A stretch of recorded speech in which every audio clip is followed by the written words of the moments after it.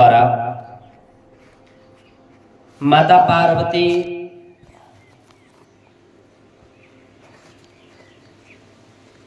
को बताया गया कि भगवान भोलेनाथ के गले में जो मुंड माला है, पूछा गया कि ये किसकी है, तो माँ भगवती पराम्बा जगत जननी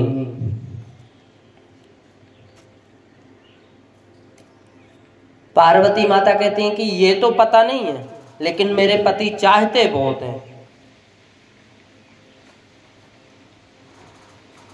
स्त्रियों को शक बहुत जल्दी होता है, शंका बहुत जल्दी करती हैं, विचार बहुत करती हैं।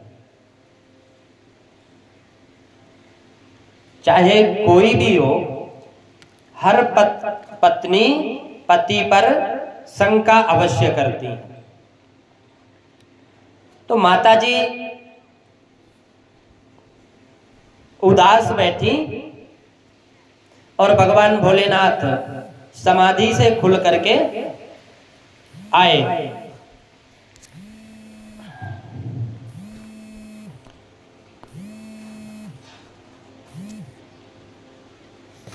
और जैसे ही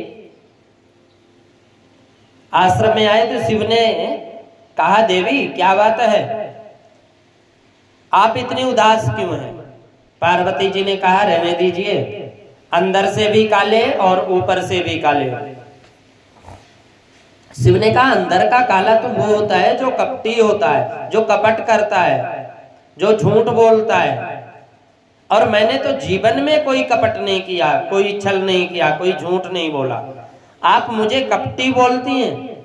पार्वती ने कहा, हाँ, 24 घंटे मुंडों की माला पहनते हैं और उसमें किसके मुंड लगे हैं ये बात मुझे कभी बताई नहीं। भगवान शिव ने कहा, आपने कभी अवसर नहीं दिया, लेकिन मैंने आपसे कितना प्रेम करता हूं इसका यदि वास्तव में कोई प्रमाण है तो ये मुंडों की माला है। मुंडों की माला है, कोई प्रमाण यदि है तो यही है मुंडों की माला। मुंडमाला में किसी और के सिर नहीं लगे, बल्कि आपके ही सिर है देवी। वैसे तो आप पराम्बा हैं, जगदम्बा है, लेकिन लीला की सिद्धि के लिए जब जब अपने जीवन में तुम परिवर्तन लाती हो, चरित्र में परिवर्तन लाती हो, तुम्हारे याद मुझे बनी रहे, इसलिए तुम्हारे सिर अपने माला में पिरो लेता हूं। मेरे जीवन में इतनी बार तुमने अपनी देह का परित्याग किया है, ये तुम्हारे ही सिर लगे हैं, किसी और के नहीं है। हम तो मरने के बाद भी तुम्हारे सिर को माला में लटकाए घूमते हैं, तुम कहती हो हम कपटी हैं। पार्वती बोले, हे भगवान, तब तो आप महाकपटी निकले। शिव जी बोले, वो कैसे? बोले, ऐसी कौन सी दवाई खाई आपने जो आप कभी मरते नहीं, मुझे बार बार मरना पड़ रहा है। वास्तव में प्रेम किए होते तो वो औषधि आप मुझे भी पिलाते, जिसे पीने के बाद मैं भी अमर हो जाती। भगवान शंकर गंभीर हो गए और उनके नेत्रों से अश्रु धारा निकलने लगी, नेत्र सजल हुए और पराम्बा पार्वती से बोले, देवी, मैं एक अद्भुत अमृत का पान किया हूं, अद्भुत कथा अमृत का पान किया हूं, और वो अमृत है श्रीमद् भागवत कथा अमृत, अमर कथा। उस अमर कथा का पान करने की वजह से मेरा कभी जन्म नहीं होता, कभी मृत्यु नहीं होती। माता पार्वती चरणों में गिरकर बोली, वो अमृत आप मुझे पिला दीजिए। भगवान शिव ने कहा, भागवत की कथा सुनने के 3 विधान हैं। कौन कौन से? भागवत की कथा सन्मुख बैठकर सुननी चाहिए।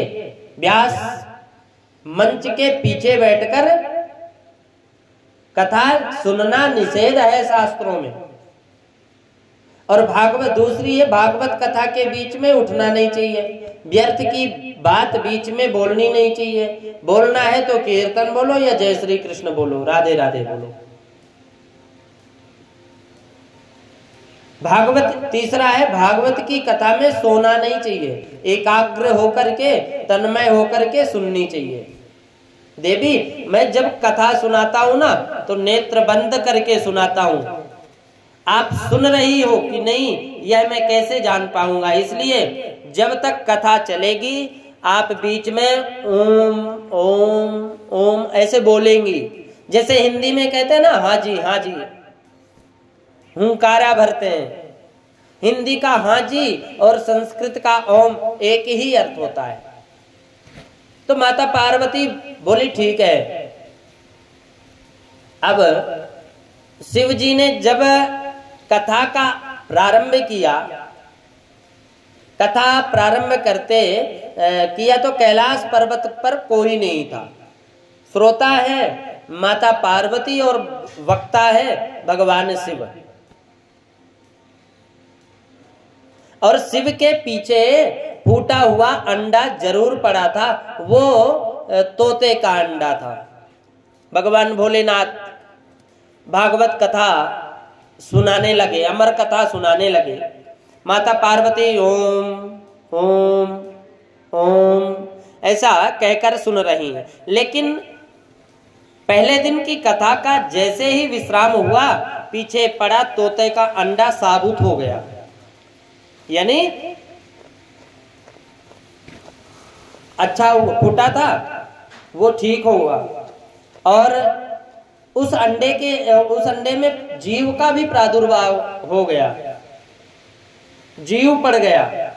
अब दूसरे दिन की कथा के प्रभाव से अंडा पुनः फूट गया और उसमें सुंदर सा पक्षी निकला।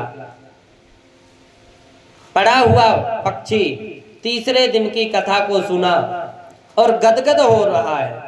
अमृत वचन है ना भागवत में, तो भागवत के चौथे दिन तो रसगुल्ले की कथा है। श्री कृष्ण जन्म महोत्सव है ना, उसको सुनकर पक्षी गदगद हो गया। और माता पार्वती ध्यान लगाए बैठी हैं। शिव जी माता पार्वती को कथा सुनाई। वो मेरी आपकी तरह थोड़ी थे। 3 घंटे सुबह 3 घंटे शाम को सुनी। 3 घंटे में पैर कभी ऐसे कर लिया, कभी वैसा। मौका लगा तो व्यास जी की और पांव फैलाकर ही बैठ जाते हैं लोग आजकल। ऐसे थोड़ी बैठे, वो एक आसन में बैठे रहे माता पार्वती और भगवान शिव। और देखो पहले दिन की कथा शाम को 6 बजे पूरी हुई, दूसरे दिन की कथा 6:01 पर शुरू हुई। 7 दिन तक अविश्राम गति से कथा चलती रही। ऐसे ही कथा चली। अब 5 दिन से कथा सुन रही माता पार्वती। कृष्ण का कथा बता रहे हैं भगवान शिव जी। पक्षी बड़े प्रेम से सुन रहा है। अब भगवान शंकर ने कहा, देवी पार्वती, जब श्री उद्धव जी को पता चला कि प्रभु श्री कृष्ण अपनी लीला को समाप्त कर जाना चाहते हैं,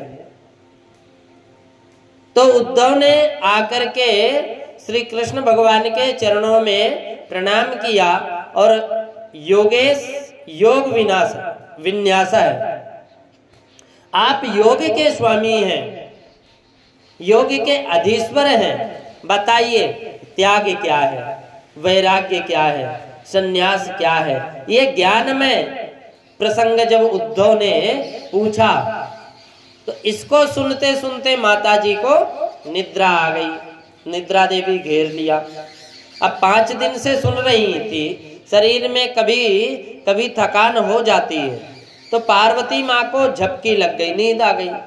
अब जब झपकी लग गई और वो सो गई, लेकिन शिव जी तो नेत्र बंद करके कथा सुना रहे हैं। उन्हें नहीं पता कौन सोया है। पक्षी ने देखा माँ सो गई, हाँ जी बंद हो गई, और कहीं कथा विराम न लेवे, इसलिए पक्षी ने माता पार्वती जी जैसे स्वर में ओम ओम ओम ऐसा कहना शुरू कर दिया। अब पीछे बैठकर सुन रहा है। तो भागवत की कथा जब पूरी हो गई तो भगवान शिव ने जोर से जयकारा लगाई, बोलिए श्री बाल कृष्ण लाल की जय। अब जैसे ही जोरदार बढ़िया जयकारा लगाया, आवाज आई तो माता पार्वती जी की नींद खुली और बोले हाँ भगवान, फिर श्री कृष्ण उद्धव से क्या कहा? तो शंकर जी ने कहा क्या कहा, मतलब ये कथा तो पूरी हो गई। पार्वती बोली ये तो मैं तो सो गई थी, पूरी कैसे हो गई? पर ओमकार कौन बोल रहा था? देखा तो पक्षी बोल रहा है। शिव ने कहा इसने कथा सुनी, इसमें मुझे कोई आपत्ति नहीं है, परंतु कथा बिना विधि के सुनी है, इसमें मुझे आपत्ति है। सामने बैठकर सुनता, पीछे से सुनी है, मानो इसने ब्रह्म विद्या की चोरी की है। त्रिशूल लेकर के भगवान भोलेनाथ मारने के लिए दौड़े। तो कैलाश पर्वत से उड़ता हुआ पक्षी दौड़ लगाता हुआ कैलाश से नीचे आप उतर करके आएंगे तो नीचे पड़ता है बद्रीनाथ धाम। अब बद्रीनाथ धाम में भगवान वेद व्यास जी वास करते थे। उनकी कुटिया का नाम है शाम्य प्रास। उनकी पत्नी श्री मति विटका देवी बैठी थी आसन में और अपने पति से बोली बुढ़ापा तो आ गया, बेटा हुआ नहीं। व्यास जी बोले भगवान सबका कल्याण करते हैं, अपना भी कल्याण करेंगे, देवी चिंता मत करो। ऐसा व्यास जी की पत्नी व्यास जी बोल ही रहे थे, पत्नी सोच रही थी, उन्हें जोर से उबासी आ गई। ऐसा करके जैसे जोर से उबासी आई तो मुंह फटा, और जैसे मुंह फटा तो उड़ता हुआ वो नन्हा सा सुख पक्षी उनके मुंह में होकर के गर्भ में चला गया। बोलिए श्री सुखदेव जी महाराज की जय। अब श्री शंकर जी देख कर चले गए, लेकिन कहीं मिला नहीं। वही आचार्य सुखदेव जी 12 वर्षों तक मात्र गर्भ में रहे। अब गर्भ को ही उन्होंने मंदिर बना लिया।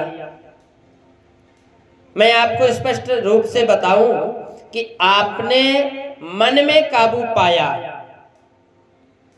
तो कहीं भी आप रहें मुक्ति आपको मिल सकती है। मन को काबू पाओ, आप जंगल में जाने की आवश्यकता नहीं है। आपको कोई सिटी में आप रह करके, चाहे कलकत्ता, बंबई, दिल्ली, कहीं भी आप रहो और आप मुक्ति पा सकते हो, यह गारंटी है। लेकिन कब? जब आप अपने मन को काबू कर लोगे तब। और मन पर यदि काबू पाया नहीं तो कहीं भी जाओ कुछ होने वाला नहीं है। मन जिसका एकाग्र है और वो कलकत्ता में भी बैठ करके मुक्ति पा सकता है। मन जिसका चंचल है वो वृंदावन, काशी, हरिद्वार, मथुरा, स्वर्गाश्रम, ऋषिकेश में भी जाकर के वो सुख प्राप्त नहीं कर सकता। सुखदेव स्वामी की इस कथा से शिक्षा मिलती है कि दुनिया जिस गर्व की बुराई करती है, शास्त्र कहते हैं गर्व में जितनी तकलीफ मिलती है ना, उतनी नरक तो कभी मिली ना मिलेगी। उस गर्व को आदरणीय सुखदेव जी ने मंदिर बना दिया। 12 वर्ष तक माँ के गर्भ में ही वास किया। लेकिन व्यास पत्नी ने कहा जी सुनते हो, व्यास जी बोले क्या बात है, बोलो। बोले मेरे गर्भ में वेद मंत्रों का उच्चारण होता है। व्यास जी ने कहा जरूर कोई ज्ञानी पुरुष होगा, तुम्हारे गर्भ में ज्ञानी महापुरुष होगा, लेकिन बाहर आने का नाम नहीं लेता। तो 12वीं साल चल रही थी, व्यास जी ने कहा बेटा बाहर आओ, आपकी मातृश्री को बड़ी तकलीफ होती है। सुखदेव जी ने कहा मैं बाहर नहीं आता, बाहर आते ही विष्णु की माया मुझे पकड़ लेगी। व्यास जी ने कहा मैं वचन देता हूं बेटा तुम्हें विष्णु की माया का असर भी नहीं होगा। सुखदेव जी ने कहा आपकी बात का मैं कैसे विश्वास करूं पिताजी, माया बहुत चंचल है, माया के बहुत विचित्र है माया, ये माया बहुत विचित्र है। माया का पार पाना किसी के वश की बात नहीं है। हाँ, यदि मायापति भगवान विष्णु आकर के कह दे कि माया नहीं सताएगी तो मैं आ जाऊंगा। मेरे गोविंद को आना पड़ा, कन्हैया को आना पड़ा, और गोविंद ने कहा बेटा तो सुखदेव तुम बाहर आओ, तुम पर माया का असर नहीं होगा। बाहर 12 वर्ष मात्र गर्भ में वास किया और फिर बाहर आए। गर्भ से प्रकट होते ही सीधे वन की ओर चल दिए। अब जैसे ही वन की ओर जा रहे हैं सुखदेव जी, उनके पीछे पीछे व्यास जी महाराज भी जा रहे हैं। और सूत जी कहते हैं कि अपने मंगलाचरण में कह रहे हैं, अपनी स्तुति में भी कह रहे हैं। अपने मंगलाचरण में कह रहे हैं व्यास सूत जी महाराज, अपनी स्तुति में भी कह रहे हैं कि यम प्रव्रजंत मनु पेतम पेत कृत्यम द्वैपायनो विरह का तर आजुहावा पुत्रेति तन्मयतया तरवोभिनेन्दुस् तम सर्वभूत हृदयम मुनिमान तोष्मि यम प्रव्रजंत मनुपेतम पेत कृत्यम। जन्म लेते ही जो सन्यास ले लिया, द्वैपायनौ विरह का तरया जुहावा, और जिसके पास 4 अंगुल की कोपीन भी शरीर में नहीं है, पुत्र पुत्र कहकर वेद व्यास जी जिनके पीछे चल रहे हैं, ऐसे परम वंदनीय श्री सुखदेव जी के चरणों में हम लोग प्रणाम करते हैं। व्यास जी कहते हैं पुत्र जवाब मिलता वृक्षों से। वृक्ष शायद ये बताना चाहते हैं कि इस बार जिनके आप पिता हैं, बन चुके हैं, पहले ये आपके पिता रहे होंगे। इस बार जिनके आप पिता बने हो, कभी आप उनके पुत्र रहे होंगे। इसमें कोई आश्चर्य नहीं है। व्यास जी लौट करके चले आए। ऐसे परम आदरणीय, वंदनीय, पूजनीय श्री सुखदेव जी महाराज को हम प्रणाम करते हैं। सुखदेव जी परम संत है और संतों की सन्निधि जीवन को संभाल देती है। संतों का चरित्र जीवन में परिवर्तन ला देती है। सा वै पुंसाम परो धर्मो यथो भक्तिर्धोक्षजे अहैतुक्य प्रतहिता ययात्मा संप्रसीदति। आदरणीय सुखदेव जी, आदरणीय सूत जी सौनक आदि ऋषियों से प्रश्न का जवाब देते हैं। अब सुनो, पहला प्रश्न जो था कि मानव के लिए परम धर्म क्या है, तो उसका उत्तर दे रहे हैं श्री सूत जी का उत्तर। मनुष्य के लिए सर्वोत्तम धर्म क्या है, तो सर्वोत्तम धर्म है श्री कृष्ण के चरणों में प्रीति होना, कन्हैया के, भगवान के श्री चरणों में प्रीति होना, राम जी के चरणों में प्रीति होना। लेकिन कन्हैया के चरणों में जो प्रेम हो वो निष्काम हो, जो राम जी के चरणों में प्रेम हो वो निष्काम हो। कोई कामना नहीं, निष्काम प्रेम ही सर्वोत्तम धर्म है। आप गौर से सुने, बहुत सुंदर बात है। वास्तव में निष्काम धर्म से ऊंचा कोई धर्म होता ही नहीं है। मंदिर में हम इसलिए जाते हैं, इसलिए जाएं कि हमें कुछ चाहिए।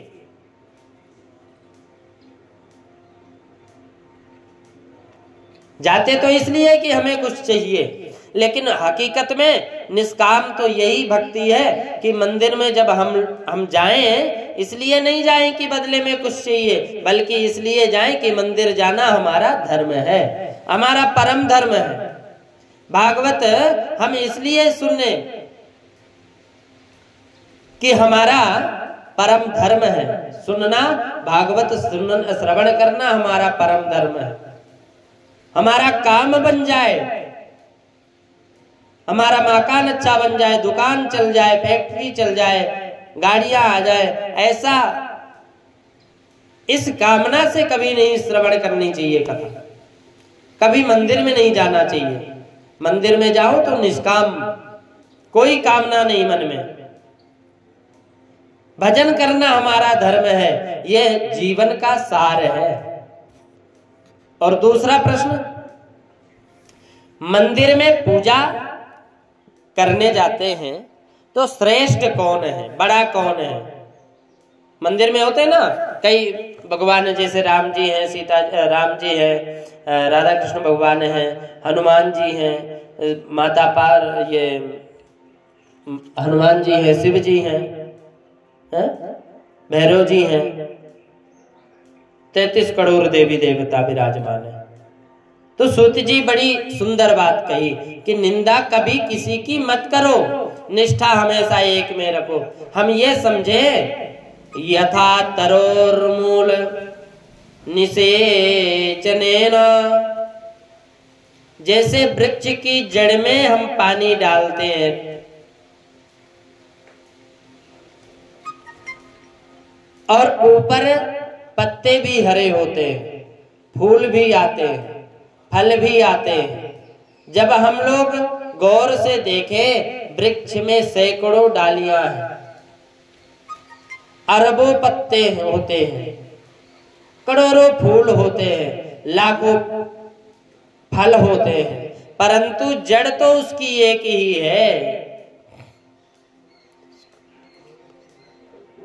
यथा तरोर्मूल निषेचनेन तृप्तन्ति तस्कन्धमुजोपशाखा। शाखा हजारों है, लेकिन जड़ एक ही है। जितने देवी देवता, जितने देवी, जितना देवता, सबका मूल तत्व तो केवल राम है, सबका मूल तत्व तो केवल कृष्ण है। मूल तत्व तो श्री कृष्ण है। इसलिए मन को गोविंद के चरणों में लगाओ, निंदा किसी की मत करो। हम दुर्गा जी की पूजा करते हैं और हम पुष्ट मार्गीय हैं या श्री वैष्णव हैं, हम कट्टर श्री कृष्ण के भक्त हैं, लेकिन दुर्गा जी की पूजा करते करते ये वंदना करो कि हे माता दुर्गा, हमें ऐसा आशीर्वाद दो कि श्री कृष्ण के चरणों में मेरी प्रीति और ज्यादा हो जाए। शंकर जी को जल चढ़ाकर यही आराधना करो कि गोविंद के चरणों में प्रीति हो जाए। एक साधे सब सधे, सब साधे सब जाए। अनन्याश्चिन्तयन्तो मां ये जनाः पर्युपासते तेषां नित्याभियुक्तानां योगक्षेमं वहाम्यहम्। अनन्यता से गोविंद का चिंतन करो, और जिसकी दृष्टि में एक के अलावा कोई ना हो, दृष्टि आपकी ऐसी महान बन जाए, आपके सामने आवे, उसमें आपको गोविंद दिखाई दे। भगवान भागवत में वर्णन आता है कि कात्यायनी माँ का पूजा करने के लिए जगदम्बा पराम्बा रुक्मणी जी गई, तो रुक्मणी जी के आंखों के सामने मूर्ति थी कात्यायनी की, लेकिन कात्यायनी की मूर्ति में भी दर्शन उन्हें हो रहा था द्वारिका नाथ का। इसलिए निष्ठा प्रेम एक में करो, वंदन सबका करो। तीसरा प्रश्न था कि भगवान का नाम अजन्मा है तो प्रभु ने अवतार क्यों लिए, कैसे लिया? तो उसका उत्तर है, सूत जी कहते हैं प्रभु का तो अवतार होता है, जन्म नहीं होता, और परमात्मा के तो विभिन्न अवतार होते हैं। जब जब होई धर्म की हानि और बाढ़ई असुर महा अभिमानी, तब तब धरि प्रभु विविध शरीरा हरहि कृपा निध सज्जन पीरा। शास्त्र के परिपेक्ष में देखें तो भगवान के 24 अवतार हैं। इन 24 अवतारों में का हम एक बार चिंतन करें, स्मरण कर लें। भगवान के 24 अवतारों में सबसे पहला अवतार है सनक सनंदन सनातन और सनत कुमार, एक अवतार है। दूसरा है वाराह अवतार, तीसरा संत नारद अवतार, चौथा नर नारायण अवतार, पांचवा है श्री कपिल देव भगवान अवतार, छठा है दत्तात्रेय जी का अवतार, सातवां है यज्ञ भगवान का अवतार, आठवां है श्री ऋषभ देव जी का अवतार, नौवां है श्री पृथु जी का अवतार, 10वां है मत्स्य अवतार, 11वां कच्छप अवतार, 12वां धन्वंतरी अवतार, मोहिनी अवतार 13वां, 14वां श्री नरसिंह भगवान का अवतार, 15वां वामन भगवान का अवतार, 16वां श्री परशुराम जी का, 17वां श्री महर्षि वेदव्यास जी का अवतार, और 18वां श्री आदरणीय प्रभु श्री राम जी का अवतार, 19वां श्री बलराम जी जो शेषावतार अवतार, 20वां मेरे कन्हैया का अवतार, 21वां हरि अवतार, 22वां हंस अवतार, 23वां बुद्ध अवतार और 24वां कल्कि अवतार। ये 24 अवतार हैं भगवान के। भगवान के जितने अवतार उनमें प्रत्यक्ष परिपूर्णतम अवतार तो कृष्ण अवतार है और श्री राम अवतार है। राम और कृष्ण के अलावा अंतर, राम और कृष्ण में कोई अंतर नहीं है। राम और कृष्ण में दोनों एक ही तत्व है।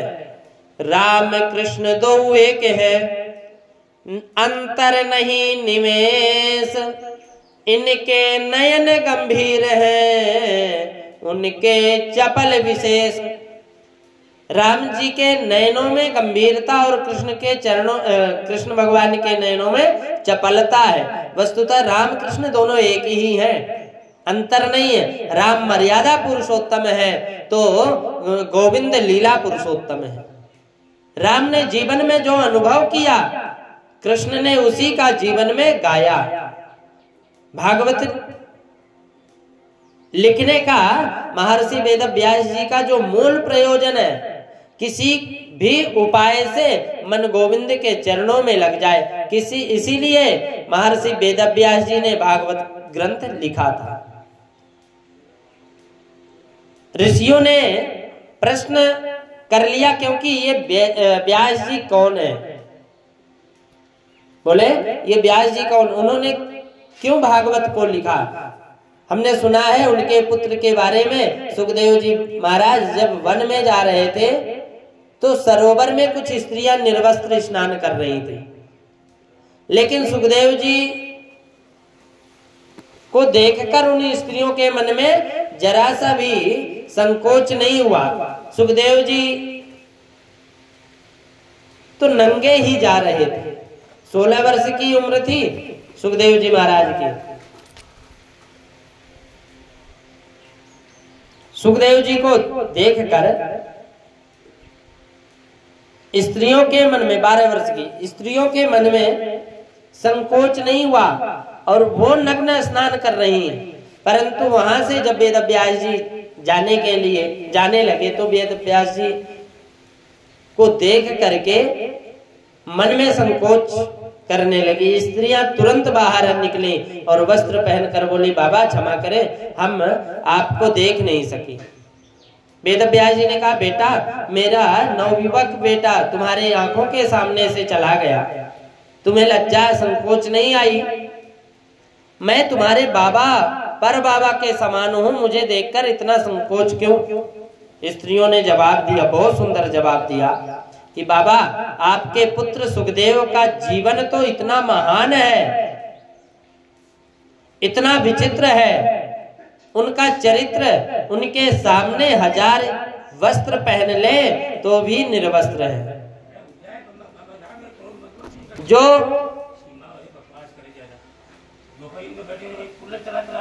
जानते ही नहीं स्त्री और पुरुष के भेद को और स्त्री और पुरुष के अंतर को, ऐसे परमहंस आप तो संसार में रहते हो, बाबा आपको देखकर तो लज्जा आती ही होगी।